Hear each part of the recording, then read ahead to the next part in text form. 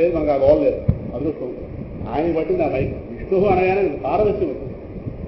విష్ణువు అంటే అంతగా వ్యాపించుకున్నాడు. అందుకే ఈ 3 పేర్లతోనే విష్ణు సహస్రనామం ముగిసింది చివరిలో. శ్రీమన్నారాయణో విష్ణు వాసుదేవోభిరక్షతు. ఎన్నో పేర్లు చెప్పినా భగవంతుడిగా సర్వవ్యాపకత్వాన్ని సూచించే పేర్లు ఈ 3. వాసుదేవ, నారాయణ, విష్ణు. అంతటా సమానంగా కెరటాలు ఎన్నున్నా అన్ని కెరటాల్లో సముద్రపు జలం సమానంగా ఎలాగైతే వ్యాపించి ఉందో, ఇంతమంది ఉన్నాం, ఇంతమందిలో ఏ ఒకటికైనా ఒకసారి విష్ణుత్వం వచ్చినా బాగుంది. మాట చెప్తున్నాం, ఏమదృష్టంలో ఎవరికీ జ్ఞానం రాదు. కాలక్షేపరాయుడు అయిపోయి పూర్తిగా ఏమనుకోకండి. కాలక్షేపం ఉంది, వేదాంత కాలక్షేపం అంటారు. ఒక్కరికి ఒక్కసారి ఆ కెరటం ఇలా కొట్టినట్టుగా ఆ అనుభూతి లోపల ఒక్కసారి ఉన్నాడుగా పరమాత్మ. వాడు స్పందించి ఒక్కసారి స్పరిశించాడు అనుకోండి లోపల, అయిపోయింది. సీతమ్మ గారి ప్రాంతం పవిత్రం అయిపోతుంది. మీ ఒకరితో మీ గోళం లేదు, మీ వల్ల ఈ సన్నిధి వల్ల ఈ పవిత్రం అయిపోతుంది. పార్క్ లోపల కదలాలి. ఏదో అంత పెద్ద చెప్పుకోవాల్సిన ప్రసిద్ధమైన పుణ్యాలు ఏమి లేవు. కాలక్షేపం ఏవైపోతుంది రోజు అలా బాధేస్తూ జ్ఞానం కలిగించే నామాలు అవన్నీ. అది చెప్తే ఈ నామం పట్టున ధరించిన వాళ్ళు ఉన్నారు. ఈ 3 పేర్లే, కానీ 3 పేర్లు మనం అన్ని తిరుగుతున్నాయి. కానీ ఆ నామం దాని శక్తిని ఒకసారి వెదజల్లగలదు. కారణం పలుకుతున్న మనకి శ్రద్ధ లేదు, అంతంత మాత్రంగా ఉంది. వాసుదేవ, నారాయణ, విష్ణువు. ఇంకా పరమాత్మ అందరి దేహాల్లో ఉండి లోపల నుండి నియమిస్తున్నాడు కనుక సర్వాంతర్యామి. అంతర్యామి అంటే లోపల నుండి నియమిస్తున్నవాడు. అంతర్యామి అలసితి తొలసి. వెంకటేశ అలసితి తొలసి అనేది అన్నమయ్య. అంతర్యామి అన్నారు అంటే నువ్వు లోపల ఉన్న ఎదురుకుండా ఉన్నట్టు కనిపిస్తున్నా నా లోపల నుండి నియమిస్తున్నాడు అంటే స్పృహ అన్నమయ్య. కాబట్టి అంతర్యామి అలసితి ఇంతటా నీ శరణిదే సృష్టించింది చెప్తుంది కదా. అందువల్ల సర్వాంతర్యామి. ఎప్పుడైతే విశ్వం అంటే సర్వం, ఎప్పుడైతే సమస్తాన్ని సృష్టించాడో లోపల అంతగా ఉన్నవాడు వాళ్ళ కర్మఫలాలకు అనుగుణంగా ఆయా దేహాలు నియమిస్తున్నాడు. ఈశ్వర సర్వభూతానాం చేసే అర్థం రామయ్యని సర్వభూతాన్ని యంత్రాలు ఉన్నాయి. ఒకటికి ఒక సమయంలో సుఖం ఇస్తాడు, అదే సమయంలో మరొక సుఖం. ఒకడు ఐసీయూలో ముచ్చట్లో తిరుగుతుంటాడు, ఒకటి సినిమా టికెట్ హడావుడు తిరుగుతాడు, ఒకడు క్రికెట్ మ్యాచ్లో ఉంటాడు, ఒకడు ప్రయాణం ఎవడ పరమశంకలు కాదు. సరే, ఇంకా సర్వవ్యాపి అంతటా నిండున్నవాడు. ఇంకా సర్వగత అదే అర్థమవుతుంది. సర్వేశ్వర సర్వమును దాని ప్రభు అయిన వాడు. ప్రభుత్వము అంటే దేని మీదైనా వాడిదే అజమాయిస్తుంది. ఈ సర్వం వాడి యొక్క సొత్తు, వాడు సర్వేశ్వర. ఇంకా విశ్వకర్త. విశ్వం తెలుస్తుందిగా. ఎప్పుడైతే విశ్వం తెలుస్తుందో దీన్ని తయారు చేసిన వాడు ఎవడండి? సో కొండ చూడగానే ఎవరిని తయారు చేసిన వాడు పలానా వాడండి. అలాగే విశ్వం ఎవడండి? విశ్వకర్త. ఒప్పుకోవాలి వాడిని కర్తలు. వాడికి అనిపించవచ్చు కానీ బుద్ధితో ఆలోచన చేయగలరు. విశ్వకర్త, విశ్వానికి ఒక కర్త ఒకటి ఉండి తీరాలి. ఇంకా ఈ విశ్వంలో ఒక విధానాన్ని తయారు చేసి ఈ విశ్వంలో పెట్టినవాడు విధాత. చూడటానికి కళ్ళు చూడడం మాత్రమే చెయ్యను, కాళ్ళు నడవడం మాత్రమే చెయ్యను. ఒకవేళ నడవడం మానేస్తాయేమో కానీ చూడడం మరి కాళ్ళు చెయ్యను. సరేనా? కళ్ళు మహాయికి చూడడం మానేస్తాయేమో కానీ వినడం అనే పని అవి చెయ్యను. వాటికి ఆయా బ్యూటిఫుల్ విధానం విధించిన వాడు ఎవరు ఉంటే వాడుకుంటున్నాం. అది ఆగిపోతే మనం నమస్కారం పెట్టి ఊరుకుంటాం. అంతేగాని ఒక దాంట్లో మరో పని చేయించగలమా? ప్రయత్నం చేయకండి. అలాగే ఒక అన్నీ పోతాయి. దేని పని దాన్ని చేయనివ్వండి సరిపోతుంది. మనకి ఇప్పుడు అన్నీ మనకి సైంటిస్ట్ బుద్ధులు ఎక్కువ ఈ కాలంలో. అంటే ప్రతిదీ కనిపెట్టడం కనిపెట్టకండి. ఋషులన్నీ కనిపెట్టేవాళ్ళు, వాడుకుంటే సరిపోతుంది. అంటే విధాత విధానమును ఏర్పాటు చేసిన వాడు. ఈ ప్రకృతి ఎలా నడవాలి, ఎవరెవరు ఏ పని చేయాలి, ఒక వరుసలో రావడం, వరుసలో వయసు ఎదగడం, అలా వెళ్ళడం, ఆయా వయసులో పెట్టి రావాల్సిన మార్పులు, ఆయా వయసులో జరగవలసినటువంటి హడావుళ్ళు, సరే ఇవన్నీ కలిపి చక్కటి సృష్టి విధానం తయారు చేశారు. ఎలాగైతే భారతదేశానికి రాజ్యాంగం తయారు చేశారో ఆ విధంగానే విశ్వానికి ఒక రాజ్యాంగం తయారు చేసి విధించిన వాడు విధాత. అంటే అది మించి దాటి వెళ్ళామో శిక్ష. అందుకే దేవతల మీద అజమాయిషి హిరణ్యకశిపుడిది కాదు పరమాత్మ. కానీ వీడి గారు తపస్సు చేసి వాడిని అజమాయిషి తీశాడు. అది విధానానికి విరుద్ధం. కనుక ఇష్టం వచ్చినట్టు ఉంటామంటే పరమాత్మ కాబట్టి విధాత. ఇంకా నియంత. ఎవరికి వారికి కర్మలకి ఫలాన్ని నిర్ణయించి ఆ కర్మ ఫలాన్ని వాళ్ళకి కర్మఫలానికి అనుగుణంగా వాళ్ళని నియమించేవాడు. నియమింపబడేవాడు. నియమించేవాడంటే వాడిదే ప్రేమ. నువ్వు ఎందుకు ఇలా చేస్తాను ప్రశ్నించడానికి అవకాశం లేదు. పరమాత్మ ప్రశ్నించకూడదు, అడిగి తెలుసుకోవాలి. ఆయన ఎందుకు ఇలా చేసావు అని అడగాలి కానీ ఎందుకు ఇలా చేసావు అలా అంత లేదు అర్థమైంది. ఎందుకంటే పరమాత్మ నీ అంత హిట్లర్ కూడా హిట్లర్ కనుక ఇలాంటి హిట్లర్ కోడి మంది సృష్టించగలరు కనుక పరమాత్మ నీ అంత. తర్వాత కర్త స్వతంత్ర. పరమాత్మ స్వతంత్రుడు. ఇన్నింటి మధ్య ఉన్న వాడు ఏ ఒకరికి సమాధానపరుడు కాదు. లోకంలో ఏదైనా వాడు సమాధానం చెప్పాడు కనుక కర్త స్వతంత్ర. కనుక ఇన్ని పేర్లు పరమాత్మకి ఆ దశలో ఉన్నాయి. అర్థమవుతుందా? ఈ పేర్లు దీన్ని అక్కడ పెట్టి దాన్ని ఎక్కడ పెట్టి అలా వాడు అర్థమవుతుందండి. శ్రీకృష్ణ కృష్ణ అన్నదానికి పరమాత్మ కలుపుతారు, కృష్ణ అన్నదానికి పరబ్రహ్మనే కలుపుతారు. కారణం ఆ పరబ్రహ్మమే ఇలా దిగొచ్చి అక్కడ కృష్ణుడిగా వచ్చినంత మాత్రంలో ఆయన గారు పరబ్రహ్మముగా తనకున్న లక్షణాలు వేటిని విడిచిపెట్టలేదు. తన యొక్క పూర్ణమైనటువంటి భగవతత్వాన్ని ప్రదర్శించాడు కృష్ణావతారం. మిగతా అవతారాల్లో ప్రదర్శిద్దామన్నా అవకాశం కొంత చోట్ల లేదు, కొన్ని చోట్ల దాచుకోవాల్సి వచ్చింది భగవతత్వాన్ని. రాముడిగా ఉన్నాడు ప్రదర్శించడం చాలా కష్టపడ్డాడు పాపం. రాముడు పైకి తీయలేడు శక్తుల్ని, ఎందుకంటే దశరథ మహారాజు గారు కొడుకు పరిమితులతో ఉన్నాడు. అందువల్ల బాబులు అనుకునేవాడు ఏంటి ఏడుస్తున్నారేంటి, అందరినీ ఏడిపిస్తున్నారు తెలుసు కానీ బాబు చేత కనిపించకపోతే ఏడవడం అది నటన. అది పాపం ఏడవడం కష్టమే పరమాత్మ. కానీ బాబా ఏడుస్తున్నాడు ఎలా ఫీల్ అయి ఉంటాడు లోపల. నారాయణుడే నేను ఏడవడం ఏంటి కానీ తప్పదు ఏడవాలి కదా, అవతార పరిమితులు కదా అని బాబు కొంచెం ఏడుపు అలవాటు లేని పని చేశాడు బాబు మహానుభావుడు. చేత దొరకకపోతే ఏడ్చాడుగా, చేత కనిపించకపోతే విచిత్రంగా ఉంది. కానీ ఎంత అందంగా ఏడ్చాడో మహానుభావుడు. ఏడుపు అంటే అందంగా ఉంటుంది చూడాలంటే రాముడు ఏడుపు చూడాలి. మన ఏడుపు చూస్తే అవతల వాళ్ళకి మన శాంతి పోతుంది. ఇక రాముడు ఏడుపు చూస్తే లేదు ఈ పిల్లవాడు గోకులంలో చేసిన ఏడుపు చూస్తే పెట్టిన ఏడుపు మన ఏడుపులకి శాశ్వత పరిష్కారం. పరమాత్మకు సంబంధించి ఏది చూస్తే అది మన విషయంలో తొలగిపోతుంది. కనుక ఈ దశలో పరమాత్మకు ఈ పేర్లు. ఇప్పుడు ఇంకా రండి, ఆయన గారు సృష్టి చేసిన తర్వాత సృష్టి ఎప్పుడు ఒకలా ఉండదు, గుణాల యొక్క నిష్పత్తి మారుతుంది. ఆ సందర్భంలో ధర్మానికి గ్లాని జరిగి అధర్మం లేదు. యదా యదా హి ధర్మస్య గ్లానిర్భవతి భారత. నోరు విప్పి చెప్పుకున్నాడు 4వ అధ్యాయంలో అవతారం. ఇక్కడ అవతారం అన్నది ఎక్కడ ధర్మానికి గ్లాని జరిగి, గ్లాని అంటే నష్టము.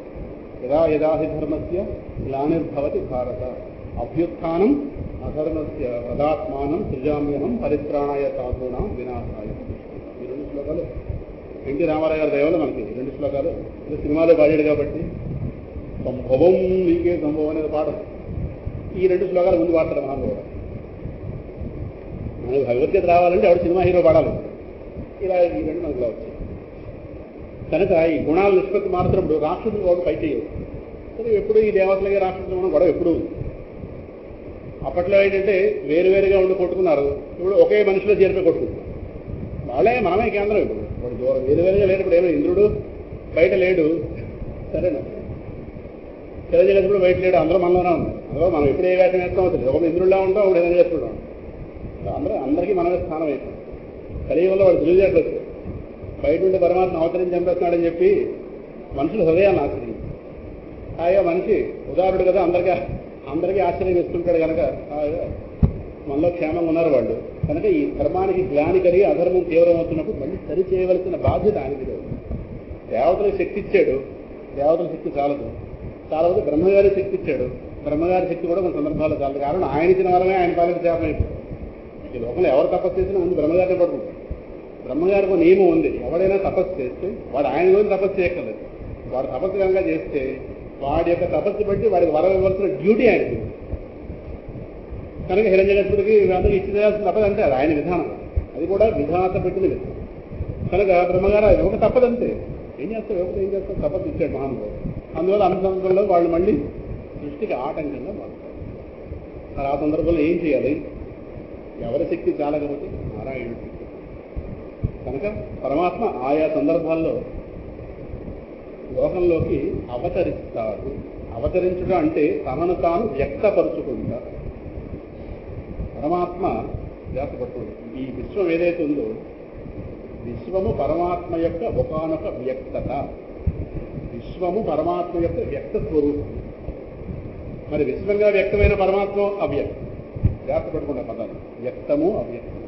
ఏం కాదు వ్యక్తం అవ్యక్తం అంటే. వ్యక్తం అంటే ఇంద్రియ గోచరము, అవ్యక్తం అంటే ఇంద్రియ అగోచరం. ఇంద్రియాలకు అందితే వ్యక్తం, ఇంద్రియాలకు అందకపోతే నేనున్నాను తెలుస్తుంది, నా విషయం నాకు స్పష్టత ఉంది, ప్రపంచం కనిపిస్తుంది, స్పష్టత ఉంది. ప్రపంచం ఎంత ఉందో తెలియదు కానీ ప్రపంచం అనేది ఉంది మాత్రం. సో నేను నాకు అనిపిస్తున్న ప్రపంచం కానీ ప్లస్ నేను ప్లస్ ఈ ప్రపంచం దీనిగా ఎవడైతే వ్యక్తమయ్యాడో వాడు అవ్వలేదు. దీనిగా ఎవడున్నాడు ఆ వాడి గురించి మాట్లాడుతున్నాను. నేను స్వతంత్రం కాదు, నేను స్వతంత్రం కాదు, ప్రపంచం స్వతంత్రం కాదు. తెలుస్తుంది ప్రపంచాన్ని దాని పరిమితి దానికి ఉంది, ఆ పరిమితులు నాకు ఎలాగో ఉన్నాయి. కనుక మేమిద్దరమేనా, నేను ప్లస్ ప్రపంచం మేమిద్దరమేనా, కారణంగా ఎవడైనా ఉన్నాడని వెనక్కి వెళితే ఇన్సర్ట్ చేసిన డిస్కషన్ అదే. విశ్వకర్త ఒకడు ఉన్నాడు, వాడి దగ్గర నుంచి బయలుదేరి వచ్చాం. కనుక వాడు ఈ విశ్వంగా తనను తాను వ్యక్తపరుస్తున్నాడు. విశ్వంలో నేను ఒక భాగం, నా దగ్గర నుంచి పరిచయం ప్రారంభిస్తున్నాను. కనుక నేను అంటే user of the world plus world. నేను ప్రపంచాన్ని వాడుకుంటున్న వాడిని. ఇవి వ్యక్తం తెలుస్తుంది. కళతో చూస్తే ప్రపంచం తెలుస్తుంది, శబ్దాలు తెలుస్తుంది. ప్రపంచం అంటే ఏదో కాదు, శబ్ద స్పర్శ రూప రస కనిపిస్తుంది. మన పంచజ్ఞానేంద్రియాలకి పైన ఉన్నాయి విషయాలు, ఇదే ప్రపంచం అంతే. మీరు అమెరికా వెళ్ళినా కొత్తదేదో వచ్చేది. అమెరికా వెళ్తే అక్కడ వాసనలు అక్కడ రూపాలు అక్కడ శబ్దాలు అక్కడ ఆలోచనలు అక్కడ ఏమున్నాయి. ఆలోచన అంటే ఏంటి? ఐదెందుకు సంబంధించింది? పలానా వాటిలో ఎంత మంచి కాఫీ తాగాను అంటే నాలుగు విషయం. వాళ్ళ ఇంట్లో మంచి సంగీతం వినాను, చెవికి విషయం.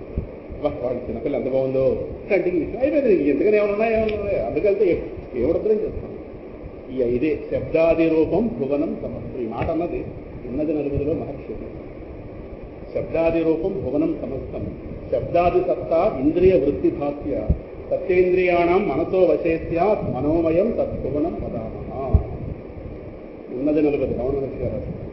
ప్రపంచం అంటే ఏదో కాదు, పంచ జ్ఞానేంద్రియాలకి విషయాలుగా ఉంటుంది. ఇంతకన్నా ఏమి లేదు కదా. అందువల్ల ప్రపంచం నాకు తెలుస్తుంది, నేను ప్లస్ ప్రపంచం తెలుస్తున్నాయి. కానీ మా రూపంగా వ్యక్తమైన వాడు మేమే స్వతంత్రం కాదే.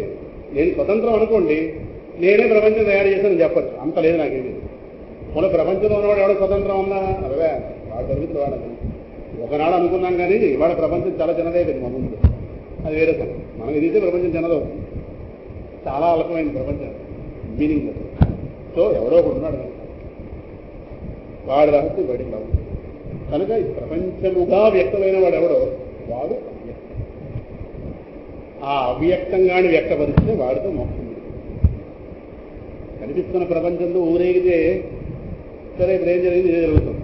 ప్రపంచముగా ఎవడైతే కనిపిస్తున్నాడో వాడితో ముడిపడుతుంది మన అభిప్రాయం. అర్థమైంది కదా మాట. సో పరమాత్మ వాడంతరా ఉన్నవాడే. లోకంలో ఈ విధంగా ధర్మానికి, ధర్మం సవ్యంగా నడిస్తే ఇబ్బంది ఉండదు. ధర్మం కనుక అటు ఇటు అయిందో యదా యదాహి ధర్మస్య గ్లానిహి భవతి భారత. అభ్యుత్థానం అధర్మం, అధర్మం కాస్త పైకి లేస్తుంది. అప్పుడు ఏం చేయాలి? తదాత్మానం సృజామ్యహం, నన్ను నేనే సృష్టించుకుంటాను. ఏ ధర్మం కాస్త నష్టమైతే నష్టం ఏంటి? ధర్మం నష్టమైతే సాధువులకు ఇబ్బంది జరుగుతుంది. సాధువులు అంటే నన్ను నమ్ముకుని బ్రతుకుతున్న వాళ్ళు, వాళ్ళకే లోకంలో ఇబ్బంది ఎప్పుడు ఉండకూడదు. అటువంటి వాళ్ళని పరిత్రాణాయ సాధునాం, వాళ్ళని చక్కగా రక్షించడం. తర్వాత వాళ్ళకి ఇబ్బంది పెడుతున్నటువంటి దుష్కృతులు, పాపాత్మలు ఎవరైతే ఉన్నారో వినాశాయ దుష్కృతం. ఎప్పుడైతే ఆ దురాత్మలు ఎప్పుడైతే నశింపజేశానో ధర్మం మళ్ళీ దాని స్టేజ్లో కదా వస్తుంది, దాని స్థాయిలో కదా వస్తుంది. ధర్మ సంస్థాపనార్థాయ సంభవామి యుగి. ప్రతి యుగంలో కూడా నన్ను నేను అవతరింపజేసుకుంటాను, నన్ను నేనే వ్యక్తపరుచుకుంటాను. అందువల్ల పరమాత్మ ఎక్కడి నుంచో దిగి రావక్కలేదు, ఉన్న చోటే వ్యక్తం అవుతాడు. కానీ ఈ లోకంలోకి రావడానికి ఒక ప్రొసీజర్ అంటూ ఉంది కనుక కొన్ని సమయాల్లో వాళ్ళ తపస్సులు చేసుకుని ఉన్నారు కనుక కొన్ని సందర్భాల్లో ఆయా వ్యక్తుల్ని తల్లి తండ్రిగా ఎన్నుకుని వాళ్ళ ద్వారా అవతారాలు అంటే ఇవి. అవతారం అంటే దిగివచ్చుట. తార అంటే అందుకంటే పైన ఉండే తార అంటే నక్షత్రం. మనకు అందకుండా వినువీధిలో ఊరేగే తార. అవ అంటే దిగుట. అవతారము అంటే ఎవరికి అంతనివాడు, ఎవరికి అందనివాడు, ఎవరికి దగ్గరలోకి రానివాడు, అసలు ముట్టుకోవడానికి సాధ్యం కానివాడు, ఎవరిని తను ముట్టుకోనివ్వని వాడు, అంతటా ఉంటాడు కానీ ఎవరిని తనకు అంటనివ్వని వాడు. అంతటి వాడు మన మధ్యలోకి ఇంద్రియాలకు అసలందడు, మానవ బుద్ధులకు అసలందడు, దేనికి అందనివాడు. మామూలు ఒక నేత్రానికి అందే రూపంగా ఒక రూపం ధరించి వస్తే అదే అవతారం. పరుడైన వాడు ఒక సౌలభ్యమూర్తిగా మన కళ్ళెదురుకు వచ్చి ఏవో మనలాగా 4-5 చేష్టలు చేస్తే ఆ దేహం ఒక దేహానికి పరిమితం అన్నట్టుగా స్నానం చేయడం. ఎవరికైతే సృష్టిలో ఉన్న నీళ్ళన్నీ కలిపి పోసినా స్నానాన్ని చాలవో వాడు వాళ్ళ అమ్మ చేత స్నానం చేయకపోవడం. ఎవరికైతే సృష్టి మొత్తాన్ని తీసుకొచ్చి వస్త్రంగా చుట్టే ప్రయత్నం చేసినా అదే వస్త్రం చిన్నదైపోతుందో వాడేమో వాళ్ళ అమ్మ చిన్న లాగు కడితే సరిపోయినట్టు. ఎవడైతే ఈ జీవులందరినీ కూడా కర్మపాశం చేత బంధిస్తున్నాడో వాడికి వాళ్ళమ్మ తాడేసి కడితే తాడితే కట్టించుకున్నట్టు. ఇవి చెప్పుకోగానే మన మనసుకి పరమాత్మ రాపిడి జరుగుతుంది. మనస్సుకి పరమాత్మని ఇలాగా చంద్రం ముక్కలు చేతులు రాసుకుంటే వాసన వచ్చినట్టుగా, కర్పూరం చేతులు రాసుకుంటే వాసన వచ్చినట్టుగా పరమాత్మ యొక్క స్పరిశ మనసు తగులుతుంది వీటిని ఇలా స్మరించడం. అందువల్ల నా యొక్క రూపం, నా యొక్క నామం వీటిని స్మరించి మళ్ళీ వీళ్ళు పవిత్రం అవ్వాలి కనుక వీళ్ళ కోసం నేనేమో చెయ్యాలి లోకంలో. ఆ సమయంలో ధర్మాన్ని మళ్ళీ నిలబెట్టాలి, సత్పురుషులను కాపాడాలి, ప్రహ్లాదాది సత్పురుషులను కాపాడాలి, హిరణ్యకశిపాది దుష్కృతులను లేకుండా చేయాలి. ఇదొక ప్రయోజనం. రెండవది ఆల్రెడీ భక్తులైన వాళ్ళు సంగతి సరేమన్నా భక్తులు కావాలంటే ఉన్నవాళ్ళు తరింపజేయాలి వద్దా? అందువల్ల వాళ్ళకి కావలసినటువంటి ఆధ్యాత్మిక సరంజామా తర్వాత తయారు చేయాలి వద్దా? వాళ్ళ ఏదో యూనివర్సిటీలో కొత్తగా కోర్సు పెట్టారంటే దానికి సిలబస్ తయారు చేయాలా? సిలబస్ తయారు చేయడం స్టూడెంట్ ఏం చదువుతాడు ఆ కోర్సులోని? అలాగే వీళ్ళందరూ కూడా ఆధ్యాత్మిక సాధనలు వాళ్ళు అవలంబించడానికి, వాళ్ళ మనసును పవిత్రం చేసుకోవడానికి, మోక్షం వైపు అడుగు వేయడానికి వాళ్ళకంటే ఏమో ఆసరా కావాలా? దానికోసమే భగవానుడు ఈ లోకంలో దిగి అది పనే కాదు తనేమో కొన్ని చేష్టలు చేస్తారు. ఈ చేష్టలు స్మరిస్తే చాలు వీటి రూపంగా వాళ్ళ యొక్క చెవుల ద్వారా హృదయంలోకి ప్రవేశించి ఆ హృదయంలో ఉన్నటువంటి అపవిత్రత నేనే తుడుచుకుని వాళ్ళ హృదయంలో తిష్ట వేసి కూర్చుంటాను. నేను నా కథ రెండు కాదు. భగవానుడు భగవంతుడి యొక్క కథ రెండు కాదు. భగవంతుడి కథ భగవంతుడే. కాబట్టి కలియుగంలో భాగవతానికి అద్భుతమైన శక్తి. తన రూపాన్ని ఉపసంహరించుకుంటూ వెళుతూ పరమాత్మ భాగవతం అనేటటువంటి గ్రంథ రూపం ధరించాడు. ఈ మాట ఉద్యోగులు చెప్పాడు. శిరోధాయ ప్రవిష్టోయం మహాభాగవతారణం. నేను ఈ రూపంగా వెళ్ళిపోతున్నాను అనుకుంటున్నా కానీ ఉద్భవ, కానీ నేను నా కథ రూపంగా ఈ లోకంలో ఇప్పుడు బ్రతికే ఉంటాను. త్వరలోనే వ్యాస మహర్షి చేత నారదుల వారితో వ్యాస మహర్షికి ఒక ప్రోత్సాహం ఇప్పించి నా కథారూపంగా లోకంలోకి వస్తానని కంగారు పడుతుంది భాగవతం. అందువల్ల భాగవతం కలియుగ ప్రజలు. అందులో కృష్ణుడు ద్వాపర యుగానికి సంబంధించిన దేవుడు కాదు, కలియుగ ప్రజల దేవుడు. కాబట్టి ద్వాపరకు వెళ్ళిపోతుంది. ఆఖరి గడియల్లో ఉంది ద్వాపరం, కలింగ ప్రవేశించేస్తుంది. ఆ సమయంలో వచ్చిన మహానుభావుడు కనుక కలికాల ప్రజలకి పరమాత్మ అవతారం రాలేదు. ఇల్లు వీడాల వాడు 3 మంది టీవీ అవతారాలు ఇవన్నీ. ఎందుకంటే భగవంతుడు అవతారం శాస్త్ర ప్రమాణం తీసుకున్న అవతారం అయితే విష్ణుడే. విష్ణుడు ఇచ్చినటువంటి గ్రంథాలు ఏవైతే ఉన్నాయో ఇవి కలికాల ప్రజల కోసం పరమాత్మ శ్రద్ధ వహించి వెళ్ళి భగవద్గీత చెప్పాడు. వీళ్ళందరికీ శ్రద్ధ కలిగించి ప్రశ్నింప చేసి విష్ణు సహస్రనామం ఆయన చేసి తెప్పించాడు. వెళ్ళిపోతూ ఉద్ధవుడికి మాట ఇచ్చి తిరిగి మళ్ళీ వ్యాసుడు నారదుడు వీళ్ళ ప్రేరణగా లోకంలోకి భాగవతాన్ని భక్తుడు భగవంతుడు వాళ్ళ యొక్క కదలికలు ఏవైతే ఉన్నాయో ఎప్పటిదాకా ఈ భూమి మీద వచ్చి వాళ్ళు ఏవైతే చేసినటువంటి ఆ మహాద్భుతాలు ఏవైతే ఉన్నాయో వాటి యొక్క సమాహారంగా భాగవతం శ్రీమద్ భాగవతాన్ని భగవానుడు వ్యాసుడు రూపంగా రచన చేసి, వ్యాసుడు తన అంశావతారం. వ్యాసుడితో దానికి ఇంకా పూర్తి శక్తి రాలేదు. తన కొడుకు సుఖమహర్షి అవపాల పాయసం గొప్పదే, బంగారు గిరిటిదే వడ్డిస్తూ ఇంకా కనుక బంగారు గిరిటి లాంటి వాడు ఎవరు? ఆ మహానుభావుడి ద్వారా పరమ విరాగం. భాగవతం చెప్పాలంటే చెప్పేవాడు వైరాగ్యం ఉంటాడు. కనిపిస్తారు భాగవతం చెప్తే అని అడిగితే వాడు భాగవతాన్ని పలికిరాడు అని చెప్పి సముద్రంలో పడేస్తూ వస్తున్నాడు. అంటే వాడు భాగవతం అంటే అర్థం కాలేదని అర్థం. ఇంకో గ్రంథం చెప్పుకో, కానీ భాగవతం చెప్పడానికి నీకు అర్హత లేదు. భాగవతం చెప్పడానికి నీకు అర్హత వైరాగ్యం. సరే, చెప్పినవాడు సుఖమహర్షి వాడే ఆశించలేదు చెప్పడానికి నీకెక్కడ హక్కు అడగడానికి? ఏం అడగకుండా చెప్తే భగవానుడు వాడే ఇచ్చుకుంటాడు. అంతగానే ఏం కావాలంటే భాగవతం అర్థం అవ్వలేదని అర్థం. అంటే వాడి భాగవతం ఎలిమెంటరీ లెవెల్ కూడా వాడికి అర్థం, వాడు గొడవలేదు. అందువల్ల పరమాత్మ అవతరించడం అంటే వ్యక్తపరచడం. అందుకే గజేంద్రుని రక్షించిన నారాయణుడు కూడా అవతారం అని చెప్తారు భాగవతంలో. భగవానుడు ఎక్కడి నుంచో పరిగెట్టుకు రాలేదు. సరే, బోధనగా సంగతి పక్కన పెట్టండి. మూలంలో స్పష్టంగా ఉంది భగవానుడు తనను తానే అక్కడ వ్యక్తపరుస్తున్నాడు. తత్ర అఖిల అమరమయ హరి ఆదిరాసి.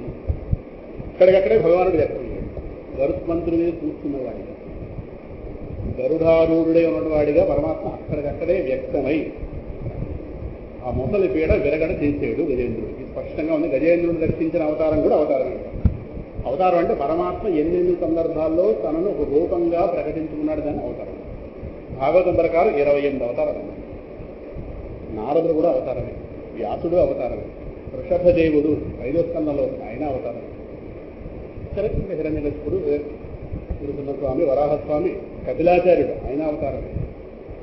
తెలుగు భాగవతంలో వస్తాయి. ప్రసిద్ధంగా మన దశావతారాలు అనేది ఒక లెక్క ఉంది కనుక దశావతారాలు వరుసలో ఏమి రాలేదు. కానీ మనం చెప్పుకుంటాం మత్స్యం, కూర్మం, వరాహం అని. ఇవన్నీ కల్పాలు, ఇవి జరిగిన కల్పాలు వేరు, యుగాలు వేరు పూర్తిగా. ఇవన్నీ వరుసలో అయిపోలేదు ఏవి. సోమవారం ఒకటి, మంగళవారం ఒకటి, బుధవారం ఒకటి, అలా ఏం జరిగిపోలేదు. కల్పాలు పూర్తిగా వేరు. సరే, సినిమా ఒకటి ఉంది కాబట్టి సినిమాలు అలా చూపిస్తున్నారు కనుక ఏవో పాటలు పెట్టారు కనుక 10 అవతారాలు వరుసలో వచ్చాయి అనుకుంటాం. ఇప్పుడు అనుకున్నాను అసలు లేదు. కానీ వచ్చింది కాదంటే ఇందాక చెప్పినట్టుగా ఎప్పుడైతే తనను తాను లోకంలో వ్యక్తీకరింపజేస్తున్నాడో ఆ దశలో ఆయన పిలవలసిన పేరు భగవాన్. ఇప్పుడు వాడాలి భగవాన్ అన్నమాట. దీన్ని పూర్వ దశలో వాడాలి. ఏది ఎక్కడ వాడాలో స్పష్టత ఉంటే ఆయన ఇక్కడ వాడు భగవాన్. ఎందుకంటే స్పష్టంగా అక్కడ అర్జునుడితో చెప్పాడు, ఏదైతే నీకు ఇంతసేపు చెప్పిన 4 అధ్యాయాలు మన త్వరలో ప్రవేశిస్తాం. ఇవాళ కాదు కానీ వచ్చేవారంగా. ఇప్పటిదాకా నేను చెప్పినటువంటి ఆధ్యాత్మిక విద్యని నేను సృష్టి ప్రారంభంలో సూర్యుడికి చెప్పాను. ఇమం వివత్సతే యోగం ప్రోక్తవాన మౌల్యం. అర్జునుడు కాస్త పడుతున్నాడు. ఏవం పరంపరా ప్రాప్తం. ఏదైనా విద్య ఇవాళ ఎవడో కొత్తగా కనిపెడితే అది మన ప్రామాణికం కాదు. పరంపరగా మనకి పరమాత్మ దగ్గర నుంచి ప్రారంభమై ఋషుల ద్వారా మనకు అంటారు పరంపర అంటారు. పరంపర అంటే వరసలో రావాలి. ఇవాళ నేనేదో కొత్తగా వాడు విద్య మొదలెట్టాను, వాడి ప్రారంభం వాడైతే యోగం ఉన్నవాడు ఎవడో నీ శిష్యుడు అవుతాడు అంతే. వాడు పోతాడు కరెక్ట్. ప్రామాణికులైనటువంటి వాళ్ళు, బాహుబలాలు అనుకునే వాళ్ళు, ఇటువంటి కొత్తగా నవీన మార్గాలు కనిపెట్టేవాళ్ళు నమో నమః. పరంపరగా. అందుకే ఎవరైనా సంప్రదాయవాదుల దగ్గరికి వెళ్ళి మనం హడావిడి చేస్తే మీ పరంపర ఏంటో చెప్పండి. నీ గురువు ఎవడు, వాడి గురువు ఎవడు, వాడి గురువు ఎవడు, వాడికి చాలా వాడు ఏ గ్రంథాలు చదివాడు, వాడి పీఠం ఎక్కడుంది, అసలు ఎక్కడ దీన్ని ఆద్యస్థానం ఎక్కడ, వాడు కనుక వాడు ఏమైనా నీళ్లు నెగలేరో అని పరంపర అంటే ఏంటి చెప్తాను. మంత్రం చెప్తున్నాడు. ఇప్పుడు మంత్రం చెప్తున్నప్పుడు మనకి మంత్రం ఇచ్చిన గురువు ఆయనే పెద్దవాడిగా చేసిన గురువు, ఆయన గురువు, మొత్తం గురువులు మొత్తం ముగ్గురు చెప్తున్నారు. గురువు, పరమగురు, పరమేశ్వరి గురువు. వాళ్ళు ముగ్గురిని స్మరించారు. ఎందుకంటే వీళ్ళలోకి ఆయన శక్తి ఉంది, ఆయనలోకి ఆయన శక్తి. వీళ్ళు ప్రామాణికులు అవ్వాలి. ఎవరో కొత్తవాడు బయలుదేరకూడదు ఇవ్వాలి. వీళ్ళకి ఆ ఋషులు ఇచ్చిన గ్రంథాలు ఆధారమా కాదా? మరి ఏ గ్రంథం పడుతుంది, ఎవరు రాశారు? ఆ ఋషులు వేదంలో చెప్పబడిన వాళ్ళ లేదు, ఎవడో దారిని పోయి దానయ్యారు. ఏవం పరంపరా ప్రాప్తం ఇమం రాజేశ్వయో విధి. అలా పరంపరగా కొంతకాలం వచ్చింది, తర్వాత లోకంలో దెబ్బతింది అనగానే పరమాత్మ అర్జునుడు పోతున్నాడు. అపరం భవతో జన్మ పరం జన్మ విభత్సత. సూర్యుడైనటి వాడు, నువ్వు ఇవాళ వాడివి, నువ్వు వాడికి చెప్పడం అంటే పరమాత్మ దేహంగా చూస్తున్నాడు కదా అర్జునుడు. మన సమస్య అర్జునుడి దగ్గర కూడా ఉంది అనగానే భగవాన్ అక్కడ స్పష్టంగా చెప్తాడు. బహూని మే వ్యతీతాన్ని జన్మాని. నీకు నాకైతే చాలా జన్మలు ఉంటాయి, అయితే నాకు అవన్నీ తెలుసు. అర్జునుడు జీవకోటి మొత్తానికి అక్కడ జీవకోటి అందరి తరఫున అక్కడ ఆయన గారు రకాలతో పుట్టుకుని ఉన్నవాడు. జీవకోటి తరఫున ఉన్నవాడు అంటే అర్జునుడు జీవులందరికీ కూడా అక్కడ ఆధారంగా ఉన్నవాడు పరమాత్మ. కానీ నీకు నాకనే జన్మలు వెళ్ళే అంటే జీవకోటి ఇంతమంది సృష్టాల మంది అలా హాయి తిరుగుతున్నాం ఇందులో హాయి. ఏ బెంగా వెతుకు లేకుండా సంసార చక్రంలో పడి తిరిగి చచ్చు కుక్కు మరల చెరిమిత చెరబడులైన వారికి అని ప్రహ్లాదులు అన్నట్టుగా. ఇంకో గోడ లేదు, ఎలా లేదు, హాయిగా మొదటిది చివరిది ఎలాగ ఉంది, మధ్యలో ముచ్చట్లు. ముచ్చట్లోటమేగా మనల్ని మారనివ్వకుండా ముచ్చట్లోటు. అలా అందరూ ఇలా బహుని, ఇది మన కాదు పరమాత్మ చెప్పాడు, బహునిమే వ్యతీతాన్ని జన్మాని తవచాలి తాన్యహం వేద సర్వాణి లక్వం వేత్త పరంపర. అర్జునుడు జీవకోటి మొత్తానికి ప్రతినిధి. కార్మికుల తరఫున యూనియన్తో మేనేజ్మెంట్ మాట్లాడడానికి 2-3 వెళ్తారు. వాళ్ళు ప్రతినిధులు. ప్రతినిధులు అంటే వాళ్ళ సమస్యలు డిస్కస్ చేయాలి, అంతేగాని వీళ్ళ కుటుంబ సమస్యలు చెప్పడం కాదు అక్కడ. వీళ్ళు ప్లస్ వీళ్ళు ఎవరి తరఫున వచ్చారో వీళ్ళందరి సమస్యలు మేనేజ్మెంట్తో మాట్లాడతారు. అలాగే అర్జునుడు గారు మన జీవకోటి ప్రతినిధి. అది కేవలం అర్జునుడి వ్యక్తిగత సమస్య కాదు, అందరి సమస్య. నువ్వు నేను జన్మలెత్తాం, నాకు అవన్నీ తెలుసు. నీకు నాకు తెలిస్తారా, నీకెలా తెలుసాయా అంటే నేను నీలాగా కర్మబద్ధుడినే జన్మిస్తున్నాను. నువ్వు మాయాబద్ధుడిగా జన్మిస్తున్నవాడివి, అజ్ఞానబద్ధుడివి. నేను మాయను అధీనంలో పెట్టుకుని కృష్ణావతారంలో ఇవన్నీ స్పష్టంగా. అందుకే ఈయన పుట్టగానే అక్కడ మహామాయ పుట్టింది. ముందే ఆదేశించాడు. 7వ గర్భంలో తన అన్నగారు దూరినప్పుడే ఈయన గారిని కాస్త గర్భంలో మార్చేస్తాయి. అంటే సందేహం రావాలి. రోహిణి అప్పటికే ఆయన గారు 8 మంది భార్యలు, వసుదేవుడు ఒక భార్య జైల్లో ఉంది. 7గురు కంసుడి యొక్క హింస తాళలేక అక్కడక్కడ తలదాచుకున్నారు. ఈ రోహిణి అవసరంలోకి వెళ్ళి అక్కడ ఉంది, నందుడి యొక్క అధీనంలో. ఎవరికైనా లోకంలో ఒక దోష దృష్టి వస్తుంది. అతనికి చాలా దూరంలో ఉంది. గర్భం ఎలా ధరించింది రోహిణి? ఎవరు అడగలేదు. ఆలోచన ఎవరికి రానివ్వలేదు. అదే గొప్ప. ఆ ప్రసక్తి ఎవరి దగ్గర రాలేదు. అతనికి దూరంగా ఉంది. బలరాముడు గర్భంలో ప్రవేశించాడు. ఎలా ప్రవేశించాడు? పోలని ఇక్కడి నుంచి అక్కడికి వెళ్ళాడు. కరెక్ట్. అది పరమాత్మ చేసింది తెలుసు. లోకం ఒకటి ఉందా లేదా చూడండి. ఏమంటే ఇప్పుడు గర్భంలో ధరించిందని అడగరా లోకం? ఎవరిగా సందేహం రాదు. అదే పరమాత్మ. అదే గొప్ప. అవస్థ అయితే మళ్ళీ ఆవిడ మనసు దెబ్బతింటుందా? పుట్టబోయేవాడు మహానుభావుడు, గర్భంలో ప్రవేశించాడు. బలరాముడు సామాన్యుడేం కాదు, దైవాంశ సంభూతుడు.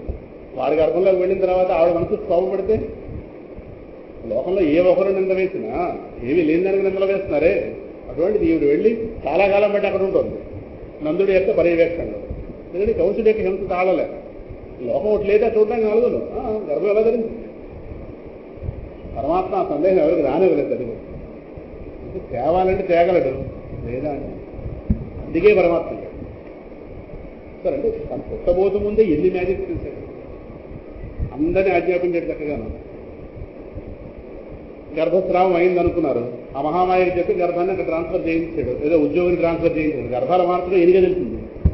గర్భాల మార్చడంలో పెద్ద డాక్టర్. పెద్దగా ఏం కాదు ఎవడంటే కృష్ణుడు. శిశువు అలా ఉండగానే గర్భం మార్చాడు చక్కగా. అంతే. 7 నెలల దాకా ఈవిడ పోతుంది, 2 నెలల్లో పోతుంది.